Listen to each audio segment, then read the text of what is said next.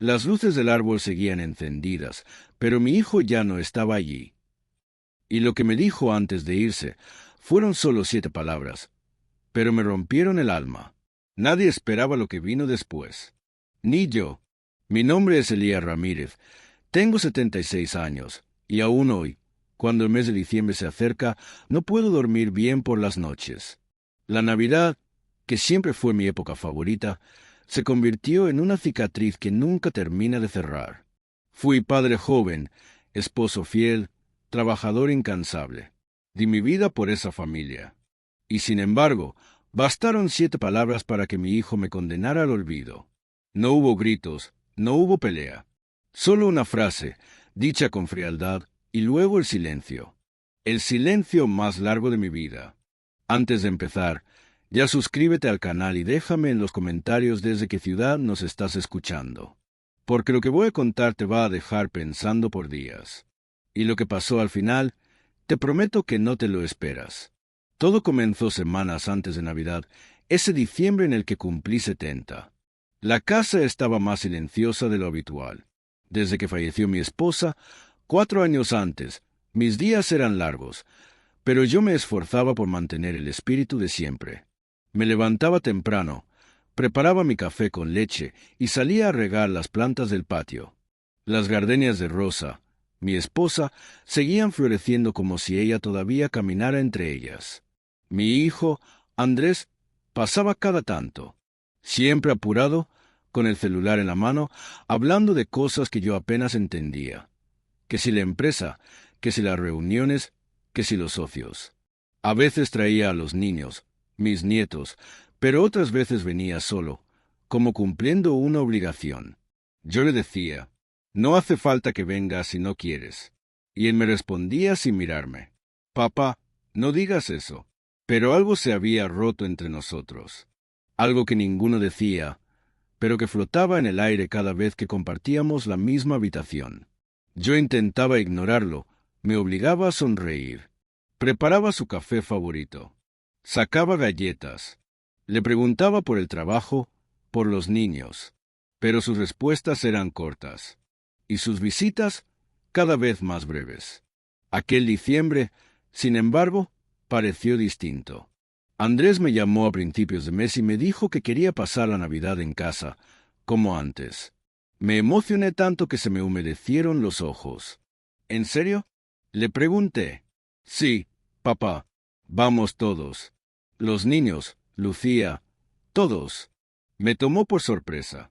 Hacía años que no celebrábamos juntos una Navidad completa. Desde que Rosa se fue, esa silla vacía en la mesa parecía pesar más que todo el resto del comedor. Pero esa vez algo en su voz sonaba, decidido, como si quisiera reparar algo. Así que me dediqué a preparar todo como en los viejos tiempos. Compré guirnaldas nuevas. Mandé a limpiar la alfombra.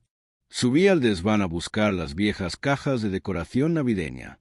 Hasta cociné el estofado de cordero que a él tanto le gustaba. Me dolían las piernas, los brazos, la espalda. Pero el corazón, ese me latía fuerte como cuando tenía 20 años. La noche del 24, puse música navideña bajita, como le gustaba a Rosa. La mesa estaba impecable. El árbol relucía. Y yo llevaba puesto el suéter rojo que ella me tejió el último invierno que compartimos. A las 8 en punto, sonó el timbre. Era Andrés.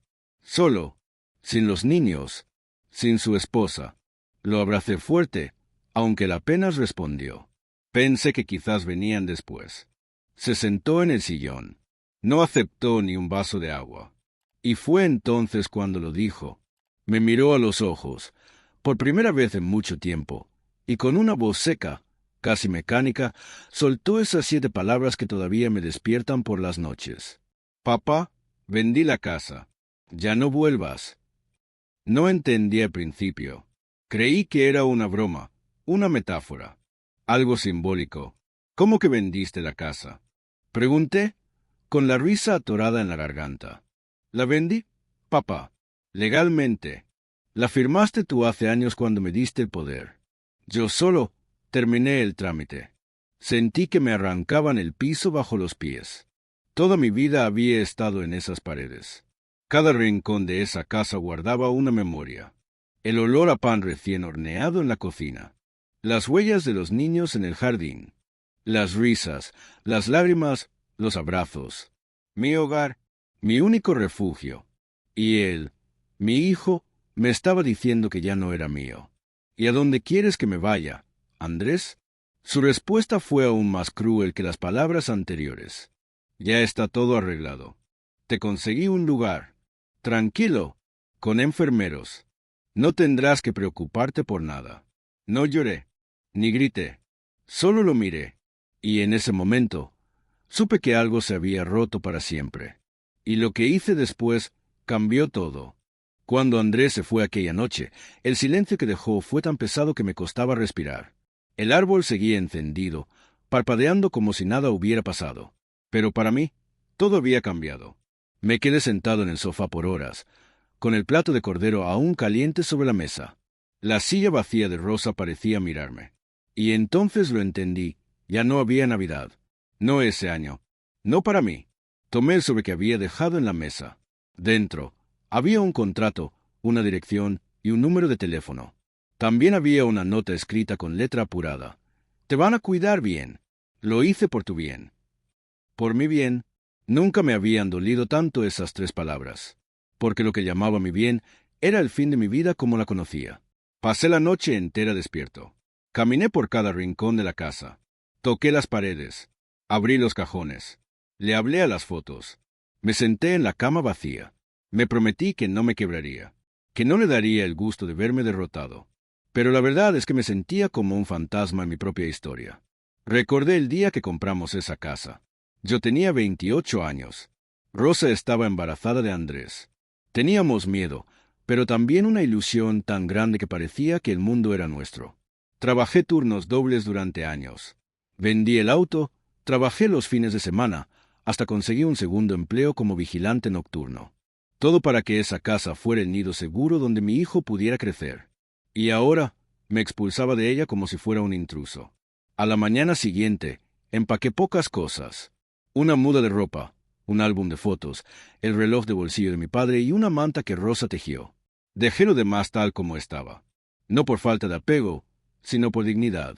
Si quería mi casa, que la tomaran. Pero mi historia no cabía en ninguna caja. Fui al lugar que me había asignado Andrés, una residencia llamada Jardines del Sol. El nombre sonaba alegre, casi como un resort, pero el olor a desinfectante, el sonido de las puertas automáticas y la mirada vacía de los que ya vivían allí, me apretaron el alma. Bienvenido, don Elías, dijo una enfermera con voz amable. Aquí va a estar muy cómodo. Yo asentí en silencio. Me dieron una habitación pequeña, sin ventanas, 2 camas, un baño compartido, una mesa de plástico. No era un hogar. Era una sala de espera, para la muerte. Los primeros días nadie me visitó. Ni Andrés, ni los nietos. Nadie. Me volví invisible. Un número más en la lista del almuerzo. Un anciano más en una silla de ruedas, aunque yo todavía caminara. Pasaba las horas observando el techo, recordando canciones viejas, hablando en voz baja con Rosa. Pero no todo era oscuridad. Una tarde, mientras estaba en el jardín, se acercó un hombre canoso, con bastón, y me dijo, ¿nuevo por aquí? Lamentablemente, sí, le respondí. Te vas a acostumbrar. Aunque no deberíamos tener que acostumbrarnos a esto, dijo con una sonrisa triste. Se llamaba Humberto. Tenía 82 años. Había sido profesor de historia, y su hija lo había internado después de una caída. No es que no me quieran, me explicó. Es que les estorbo. Y esa frase me quedó grabada. Les estorbamos. Así pasaron los días. Y luego semanas. A veces, algún voluntario venía con guitarras. O leíamos poesía. Pero en mi cabeza, el tiempo se congeló en aquella Navidad. En esas 7 palabras. En ese contrato. En esa traición. Hasta que un día, pasó algo inesperado. Mientras desayunaba, una enfermera me entregó una carta. No tenía remitente, ni firma. Solo decía, yo no sabía nada. Perdón, te extraño. Era la letra de Camila, mi nieta mayor. La emoción me tembló en las manos. Leí esa frase 100 veces. Y en ese instante, supe que no todo estaba perdido. Que tal vez aún quedaban lazos por salvar. que no toda mi familia se había contaminado de egoísmo o miedo. Y fue ahí cuando tomé una decisión. Si Andrés me había hecho desaparecer de su vida con 7 palabras, yo iba a responder con una acción que él nunca olvidaría. Pero no con odio, ni con venganza, sino con verdad. Si Andrés creyó que me iba a morir en silencio, se equivocó. La carta de Camila me dio lo que no tenía desde hacía semanas. Propósito. Una razón para levantarme, para peinarme con cuidado, para pensar, planear, moverme. Aquel anciano desorientado que llegó a Jardines del Sol con una manta y un álbum de fotos, se había despertado de nuevo, y con la claridad de quien no tiene nada que perder. Me senté esa noche en la cama con una hoja en blanco y mi vieja pluma de tinta. Respiré hondo, me pasé la mano por el rostro y me dije, es hora de contar mi historia. Porque si mi hijo tenía la frialdad de borrarme de la suya, yo iba a escribir la mía, y no iba a dejar que se perdiera en los pasillos de una residencia. Iba a contar todo, desde el principio, lo bueno, lo duro, los sacrificios, y lo que más me dolía, la verdad sobre quién era él antes de volverse un extraño. Durante semanas, cada día después del almuerzo, me sentaba frente a la ventana del pasillo, la única con vista a los árboles, y escribía. No eran cartas de odio. No, eran cartas de memoria, de justicia, de legado. Hablé de cómo Andrés, a los 10 años, lloraba porque le hacían bullying por usar zapatos remendados, y como yo vendí mi alianza de bodas para comprarle unos nuevos. Conté cómo, en la adolescencia, le cubrí cuando robó dinero del monedero de su madre, y cómo me culpé para que ella no le perdiera el respeto. Narré cómo, cuando se fue a la universidad, vendí la camioneta que había heredado de mi padre para pagar su primer semestre.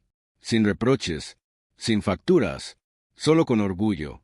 Y luego hablé de la rosa, de cómo ella me dijo antes de morir. Prométeme que no vas a permitir que la ambición lo cambie, que le recuerdes de dónde viene, que le recuerdes quién lo amó primero. Yo le prometí, y fallé.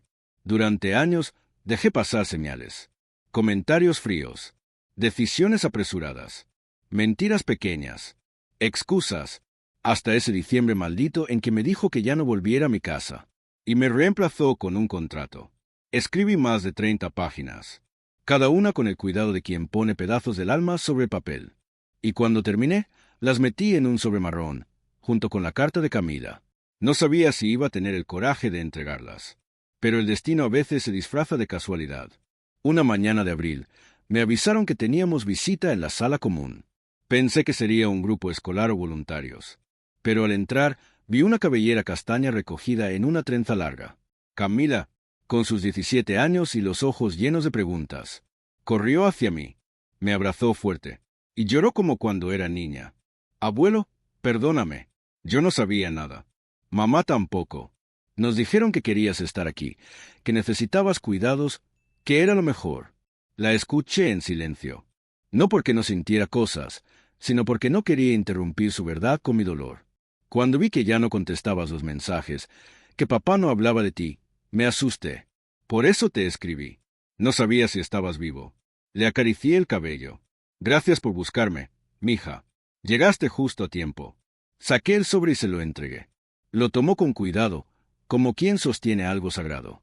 Léelo cuando estés sola. Léelo con el corazón abierto. Y si después de eso decides olvidarme, lo entenderé.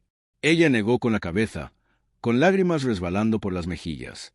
Jamás podría olvidarte. Esa noche dormí por primera vez en meses sin apretar los dientes. Pasaron 3 días hasta que volvió. Esta vez no venía sola. Detrás de ella entró su madre, Lucía, con la cara desencajada por la vergüenza. Don Elías, yo no sabía nada. Él nos dijo que usted quería vender, que ya no se sentía capaz de vivir solo. La miré fijamente. ¿Y tú le creíste? No quería. Pero después de la muerte de Rosa, usted cambió tanto. Pensé que quizás sí era lo mejor. Me duele tanto haber sido parte. Me senté. Respiré hondo. Les ofrecí café instantáneo, lo único decente que había por ahí. Y durante 1 hora, hablamos de todo. De lo que se rompió, de lo que se puede reparar, y de lo que tal vez ya no tenga arreglo. Y en medio de esa conversación, Camila dijo algo que me marcó para siempre. Abuelo, ¿y si tú cuentas esto? En serio, a más personas. Hay otros que han pasado por lo mismo. Podrías ayudar a muchos. La miré con sorpresa. ¿Contarlo? ¿Dónde? En redes. Yo te ayudo. Hacemos un canal, una cuenta, lo que quieras, pero tu historia no puede quedarse guardada en ese sobre.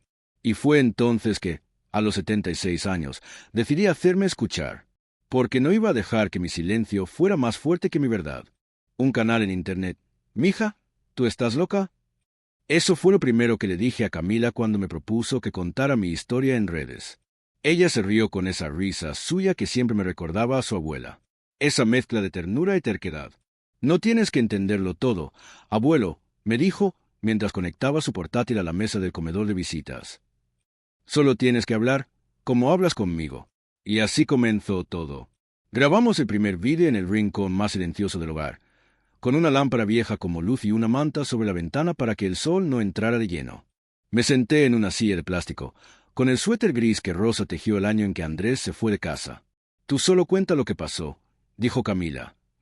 Desde el principio. Respiré hondo. Y hablé. No había guión, no había cortes.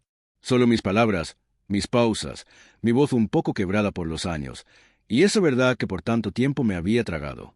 Me llamo Elías Ramírez. Tengo 76 años. Y esta es la historia de cómo mi hijo me tendió una emboscada en Navidad. Camila subió el vídeo esa misma noche, y me dijo que no esperara gran cosa, que a veces los vídeos tardan en llegar a la gente. Pero al día siguiente, cuando regresó a verme, tenía los ojos abiertos como platos. Abuelo, el vídeo ya tiene más de 100.000 vistas. Y hay más de 3.000 comentarios. Yo no entendía nada. Ni cómo funcionaba eso, ni por qué tanta gente querría escuchar la historia de un viejo. Pero cuando me leyó algunos mensajes, me temblaron las manos. Mi padre pasó por lo mismo. Gracias por contar lo que muchos callan. Esto me hizo llorar. Qué injusto. Qué doloroso. No estás solo, don Elías. Desde Colombia, un abrazo. Soy enfermera en un geriátrico. Todos deberían escuchar esta historia. Y ahí entendí. No era solo mi historia. Era la historia de miles. De millones, quizás. De abuelos abandonados. De padres traicionados. De familias que se rompen en silencio. De generaciones que construyeron con las manos lo que otros tiran por capricho. Camila me ayudó a grabar otro video. Y otro. Cada semana me sentaba con mis papeles, mis memorias, mis arrugas y hablaba. A veces contaba anécdotas dulces. Otras, cosas duras. Pero siempre hablaba desde el alma. En poco tiempo, tenía miles de suscriptores. Recibía cartas al hogar. Regalos pequeños. Dibujos de niños. Hasta una señora de Guadalajara mandó una bufanda tejida a mano con una nota que decía, para que nunca más sienta frío. Pero con todo ese cariño, también vino la tormenta. Una mañana, me llamaron a la recepción. Era Andrés. Después de más de 4 meses sin verme, sin llamarme, sin siquiera preguntar si seguía vivo, apareció. Entró al salón con un traje gris, el mismo que usaba para trabajar en la inmobiliaria. Llevaba el ceño fruncido, los pasos duros. No me saludó con abrazo, ni siquiera con un apretón de manos. Solo dijo, ¿podemos hablar a solas? Asentí. Caminamos a paso lento hasta una salita vacía. Él se cruzó de brazos. Me miró como si yo fuera un niño desobediente. ¿Qué es todo esto, papá? ¿Todo qué? Los vídeos, la historia que estás contando. Me están llamando clientes, amigos, socios. Esto me está dañando la imagen. Sonreí con una calma que lo desconcertó. Ah, la imagen. ¿Tú sabes lo que estás haciendo? Me estás dejando como un monstruo frente a miles de personas. Todo el mundo habla de ti. Pues qué ironía, hijo. Pasé 4 meses esperando una llamada tuya, una visita, una carta, y ahora que la gente me escucha, apareces. Él bajó la voz como si todavía pudiera negociar. Papá, mira, podemos arreglar esto. Borra los vídeos. Yo hablo con los del hogar. Te consigo algo más cómodo, más privado, sin cámaras. Lo miré fijamente. Ya no puedes comprarme con comodidad, Andrés, porque lo que yo quiero no se vende. ¿Y qué es lo que quieres? Que me pidas perdón. De verdad, no por quedar bien, no por imagen, por lo que hiciste, por lo que perdiste, por lo que destruiste, por lo que Rosa jamás hubiera permitido. Él guardó silencio. Lo vi tragar saliva. Por un momento, creí que lo haría, que agacharía la cabeza y dejaría caer una lágrima. Pero no, yo no hice nada con maldad, papá. Solo pensé en lo práctico, en lo que era mejor para ti. Me levanté. Entonces vete. Porque si todavía crees que hacerme desaparecer fue lo mejor, no tenemos más de qué hablar. Salió sin decir adiós. Y esa fue la última vez que lo vi. Pero algo cambió después de ese encuentro. No en él, en mí. Porque por primera vez sentí que no era una víctima. Que no era solo un viejo desechado. Era un hombre que había decidido hablar. Y en esa voz, otros habían encontrado fuerza, esperanza, consuelo, y la verdadera sorpresa aún estaba por llegar. Si estás disfrutando esta historia, suscríbete al canal y dale like al vídeo para que más personas la conozcan. Cuando supe quién tocaba la puerta, no pude contener el llanto. Eran las 6:30 de la tarde. El cielo comenzaba a teñirse de naranja, y en el comedor del hogar ya se sentía ese murmullo de rutina. Las enfermeras cambiando turnos, los abuelos adormecidos frente a la televisión, el eco lejano de un partido de fútbol. Yo estaba en mi habitación, releyendo cartas de seguidores. Me había acostumbrado a esas muestras de cariño como un niño se acostumbra a un dulce diario. Algunas me hacían reír, otras me hacían pensar. Todas me hacían sentir vivo. Y entonces, el golpe en la puerta. Seco, firme, pero no impaciente. ¿Quién es? Pregunté, sin levantarme. Soy yo, abuelo. Camila, abrí, pero no estaba sola. A su lado, de pie, con una expresión que mezclaba nervios, vergüenza y una tristeza difícil de describir, estaba Andrés. Había perdido peso, tenía ojeras, y la voz le temblaba cuando dijo, ¿podemos pasar? Asentí. Me senté en mi silla. Ellos, frente a mí. El silencio se volvió un tercero en la sala, respirando entre nosotros, pesado como piedra. Fue Camila quien rompió el hielo. Lo obligué a ver todos los vídeos, abuelo. Cada uno, sin adelantar, sin comentar, sin escapar. Andrés bajó la cabeza. Sacó algo del bolsillo. Un pañuelo. No lo usaba, pero lo sostenía como quien carga un peso. No puedo justificar lo que hice, dijo por fin.